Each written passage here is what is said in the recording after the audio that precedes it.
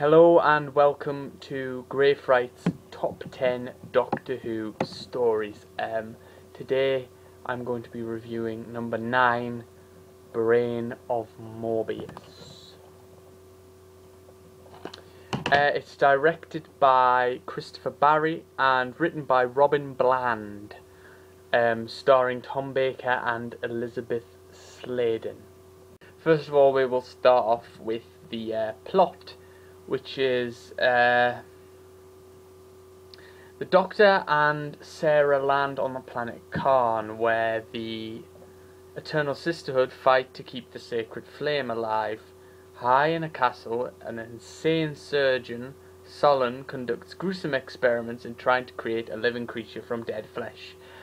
And the Doctor and Sarah soon realise an evil from Time Lord history plots its return to life.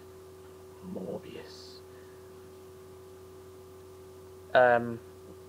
It's quite similar to Frankenstein in a way. It's based off that, I would assume. But it's a really good take on Frankenstein's type story kind of thing. Moving on. Good points about this episode, or things I liked, kind of. Yeah, we'll call it that. First episode, there is an alien at the beginning that gets killed, but it's right at the beginning. It's a good alien. I thought it was a very good design. It looks similar to the mutants from John Pertwee's era. The setting and sets are absolutely stunning. Well done. There's a good mist atmosphere. It must be a smoke machine or something, but it's really well done on the set. Solon's first scene in the episode is a good performance, really good performance from Solon, from the actor, which I do not know the name of. Philip Maddock, good first scene as Solon. Sarah acts slightly childish throughout the first episode in some scenes, but it's in a good way. It's a good, like, childish companion type of young companion kind of acting, and I think it's really good.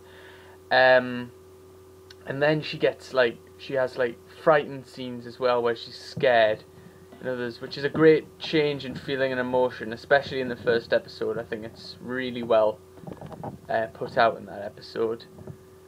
I think the story is a brilliant basis of Frankenstein. It's a great take on that, really.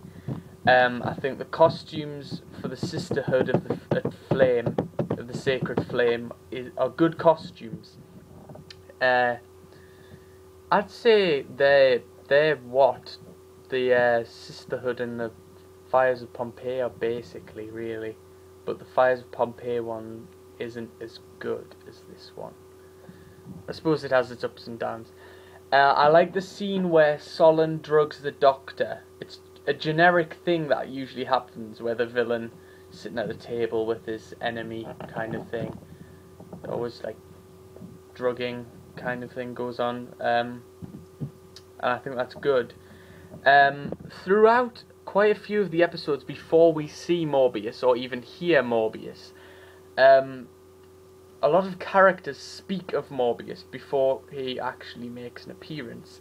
And it's quite well handled, and I think it's like quite a chilling, scary thing to think that everyone seems to talk so highly of him in a way that he's massively infamous and scary in a way. Like, even the Doctor has a moment in, like, the second episode with the Sisterhood, where he has a moment of fear when he talks about Morbius a bit. And I think that's really well handled in the that scene and in all the other scenes where they mention Morbius. One thing I liked was the fact the whole Frankenstein or villain and ego kind of thing that was going on between Solon and Kondo. I just think that's really good. a really good little bit of acting and writing going on there. I thought it was really good. I like it how the Doctor just randomly tries to talk his way out of like being killed by like everyone in this story, and he just says witty remarks, and it's just great.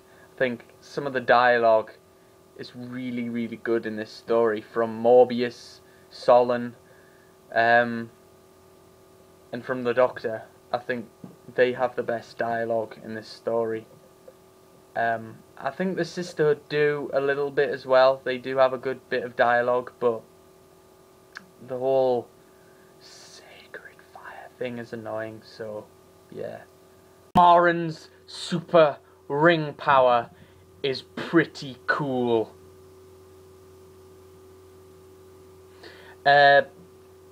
Also, Morbius's voice is pretty awesome. The scene where you can't actually see Morbius or his brain or anything like that. You just see Solon walking around and a lot of Morbius just saying stuff.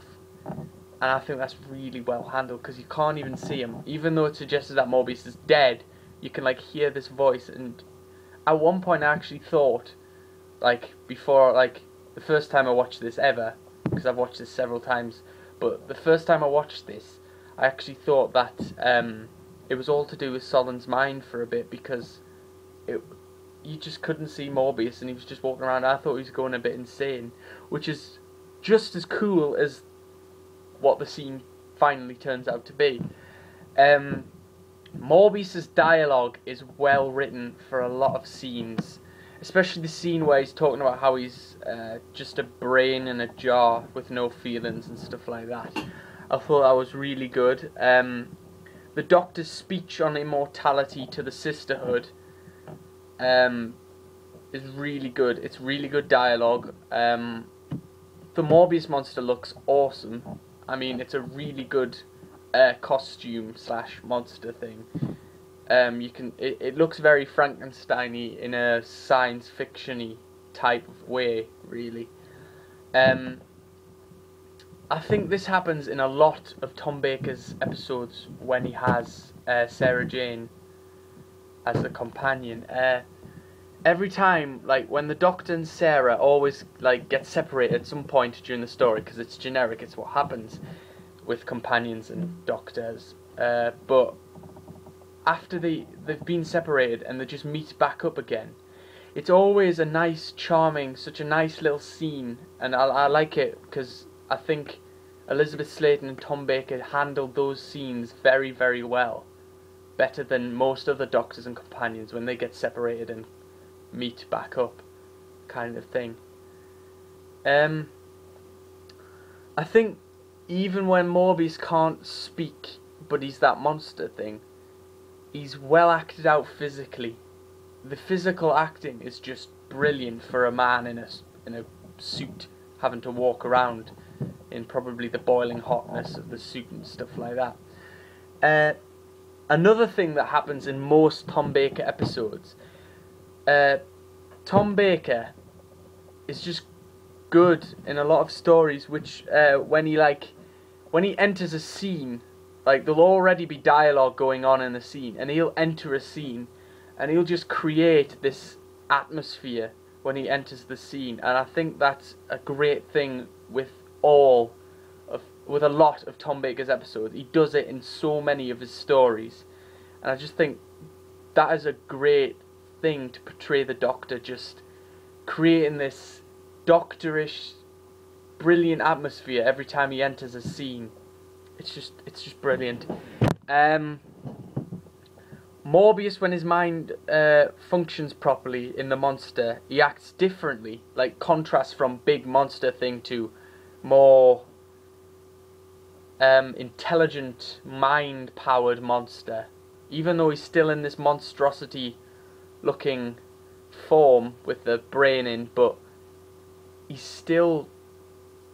changes. He's got a brilliant mind now and stuff when it changes from Mad Monster to him, and I think that's a great contrast and changes. Well, I knew that's that would have happened, but I just think it was well handled, that contrast and change of physicality, as well as obviously being able to speak again. I think the mind battle thing is a good idea. Instead of like fighting, because obviously Morbius would win in a battle of strength because he's in this big monstrosity thing, and the Doctor's just the Doctor. Even though I'm sure the Doctor is quite a tall, brawny man in his fourth incarnation, but even so, I think I like the idea of the mind battle instead of a full-on fight of Battle of the Wits kind of thing. It was a good idea just using that mind thing, and I really liked it. As great as this episode is, with all its good, brilliant points, it does have some bad points. So we'll move on to bad points. There's not many, but I'll have to move on. I could go on for days about the good points, but we'll move on. The lightning effects. Even though it is obviously of its era, the effects weren't brilliant, but I think the lightning effects, just showing the lightning in the scene where like they're looking up the sky or something like that, the lightning's not particularly any good, like effects wise. I mean, the sets and the lighting and the weather atmospheres are all great, and the sound effects, but the lighting, like the lightning type of effect that they do, should have just been more flashes, more than just like seeing this really badly done lightning thing that seems to appear in the sky at certain scenes in the, I think it's mostly in the first episode. Another bad point, the sisterhood circle whispering. It really gets annoying after the first 10 seconds. Sacred fire, sacred flame. It just gets really, really, really, really annoying. It's alright for a bit, but then it gets repeated in like every scene they seem to use any of their powers. I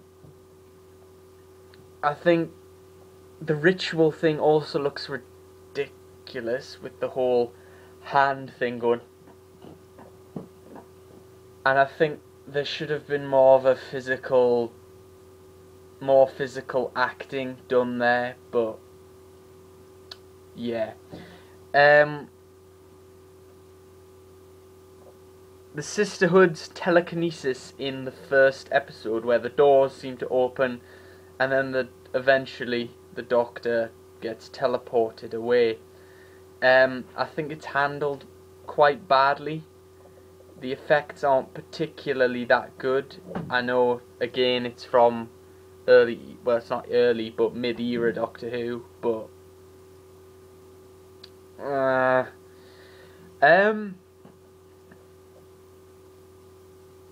Maren said she didn't want to tell the other sisters that the sacred flame was diminishing, and yet when the Doctor is in the scene with her, she blurts it out in front of the Doctor and all of the sisterhood, which is a bit odd, since in some of the scenes before, she told one member of the sisterhood that she could trust and said she wouldn't tell any other members of the sisterhood.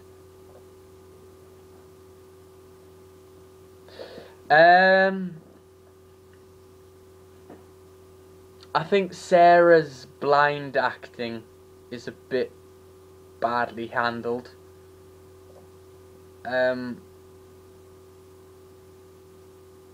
She can like find a way around the place really, really easily for a blind person. Even if it is temporary blindness, I don't think you'd be able to find your way around very easily on a cliffside or around a house that you've never been in before. The Doctor escapes the sisterhood.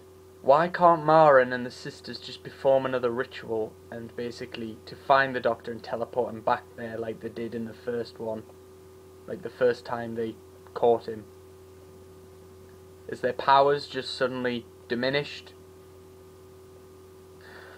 Also, at the end of episode 2, where Sarah enters Morbius's lair,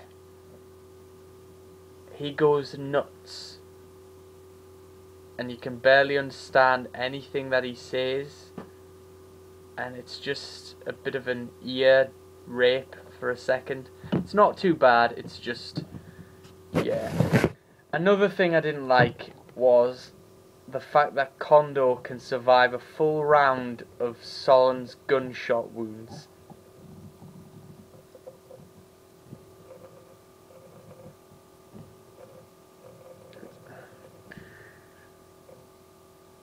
And the fact that Solon has a gun and lets the Doctor go in so many scenes, and yet he never threatens the Doctor with a gun or anything like that. He just lets him go. I don't really get that, since you want his head for Morbius. And the Doctor can somehow lift the Morbius monster. In one of the scenes, when the Morbius monster is tranquilized, he lifts it. It's a huge monster thing, and yet the Doctor can somehow lift it on his own. Yeah. Yes, so that was all the good points and bad points. I think this is a really, really good story, and the bad points aren't really that bad. They're just more little things that could have been done better, but they weren't. But it still doesn't matter. I think if the bad points were done better, this would be perfect as an episode.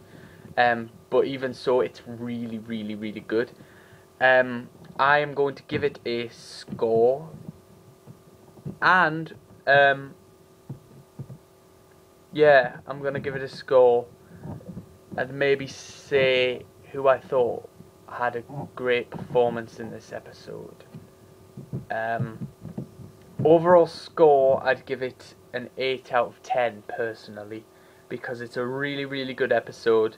The bad points aren't even really that bad, apart from the few annoying things, but it doesn't really matter. And basically all the good points just make this episode really, really good. And I think I like the gothic horror tone to a lot of Doctor Who stories, and I think this episode pulls that off really, really well. I think I would give the best performance in this episode to probably either Tom Baker, Maren. I don't know who plays Maren, but the woman who plays Maren, I thought her performance was really good, and possibly Solon. I would also give Morbius a credit to being probably one of the best, but unfortunately it's more writing than acting, I'd suppose, with Morbius. But I think he was written really, really well. Right, that's basically the review. Next time I will be reviewing number 8 on worst Doctor Who stories, and that is Love and Monsters. God. And the next on best Doctor Who stories, which will be after Love and Monsters once I've reviewed that, will be The Rescue, a William Hartnell story, which is basically one of the earliest stories on this list. So yeah, until then, I bid you farewell. Thank you for watching this story. If there are any other Doctor Who stories other than the ones on my best and worst list that you would like me to review, or even just mention an opinion on it, I will try and get along to trying doing some of those stories. I'm also possibly planning to do a if I buy a new DVD, I may review it, possibly. Depends if I have time, but I'm focusing on these lists first. So anyway, thank you and goodbye.